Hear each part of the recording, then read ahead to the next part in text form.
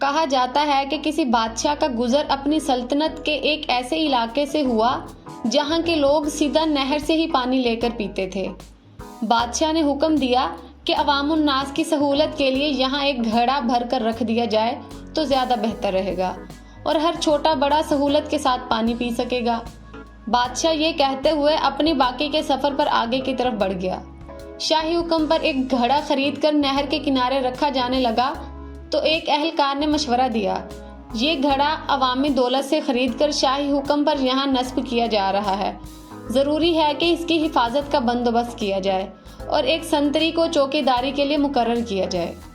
سنتری کی تعیناتی کا حکم ملنے پر یہ قباحت بھی سامنے آئی کہ گھڑا بھرنے کے لیے کسی ماچکی کا ہونا بھی ضروری ہے اور ہفتے کے 7 دن صرف ایک ماچکی یا ایک سنتری کو نہیں پابند کیا جا سکتا۔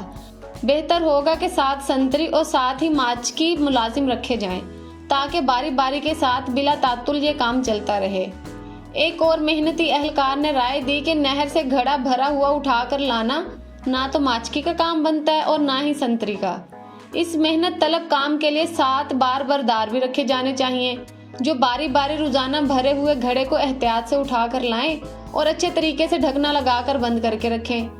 ایک اور دور اندیش مصاحب نے مشورہ دیا کہ اتنے لوگوں کو رکھ کر کام کو منظم طریقے سے چلانے کے لیے ان سب اہلکاروں کا حساب کتاب اور تنخواہوں کا نظام چلانے کے لیے منشی مصاحب رکھنا ضروری ہوں گے۔ اکاؤنٹنٹ کا ادارہ بنانا ہوگا، اکاؤنٹنٹ متعین کرنے ہوں گے۔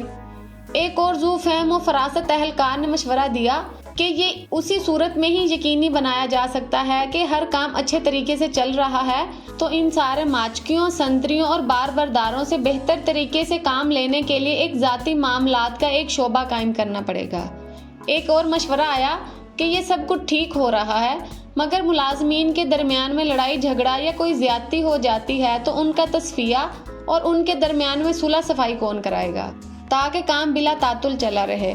اس لیے میری رائے میں خلاف ورزی کرنے والوں اور اختلاف کرنے والوں کی تفتیش کے لیے ایک قانونی امور کا محکمہ قائم کیا جانا چاہیے۔ ان سارے محکموں کی انشاء کے بعد ایک صاحب کا یہ مشورہ آیا کہ اس سارے انتظام پر کوئی ہیڈ بھی مقرر ہونا چاہیے۔ ایک ڈائریکٹر بھی تعینات کر دیا گیا۔ سال کے بعد حسب روایت بادشاہ کا اپنی رعایا کے دورے کے دوران اس مقام سے گزر ہوا تو اس نے دیکھا کہ نہر کے کنارے کئی کنال رقبے پر ایک عظیم الشان عمارت کا وجود آ چکا ہے جس پر لگی ہوئی روشنیاں دور سے نظر آتی ہیں اور عمارت کا دبدبہ آنکھوں کو خیرہ کرتا ہے۔ عمارت کی پیشانی پر نمایاں کر کے وزارت انتظامی امور برائے گھڑا کا بورڈ لگا ہوا ہے۔ بادشاہ اپنے مصاحبین کے ساتھ اندر داخل ہوا تو ایک علیحدہ ہی جہان پایا۔ عمارت میں کئی کمرے، میٹنگ روم اور دفاتر قائم تھے۔ ایک بڑے سے دفتر میں آرام کرسی پر عظیم الشان چوبی میز کے پیچھے سرمئی بالوں والا ایک پروقار معزز شخص بیٹھا ہوا تھا جس کے سامنے تختی پر اس کے القابات پروفیسر، ڈاکٹر، 2 جنگوں کا فاتح، فلاں بن فلاں، ڈائریکٹر جنرل برائے معاملات سرکاری گھڑا لکھا ہوا تھا۔ بادشاہ نے حیرت کے ساتھ اپنے وزیر سے اس عمارت کا سبب پوچھا اور ساتھ ہی اس عجیب و غریب محکمہ کے بارے میں پوچھا جس کا اس نے اپنی زندگی میں کبھی نام بھی نہیں سنا تھا۔ بادشاہ کے وزیر نے جواب دیا، حضور والا، یہ سب کچھ آپ ہی کے حکم پر تو ہوا ہے جو آپ نے پچھلے سال عوام الناس کی فلاح اور آسانی کے لیے یہاں پر گھڑا نصب کرنے کا حکم دیا تھا۔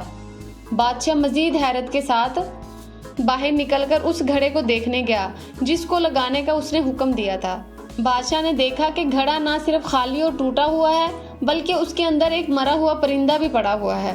گھڑے کے اطراف میں بے شمار لوگ آرام کرتے اور سوئے ہوئے پڑے ہیں اور سامنے ایک بڑا بورڈ لگا ہوا ہے، گھڑے کی مرمت اور بحالی کے لیے اپنے عطیات جمع کرائیں، من جانب وزارت انتظامی امور برائے گھڑا۔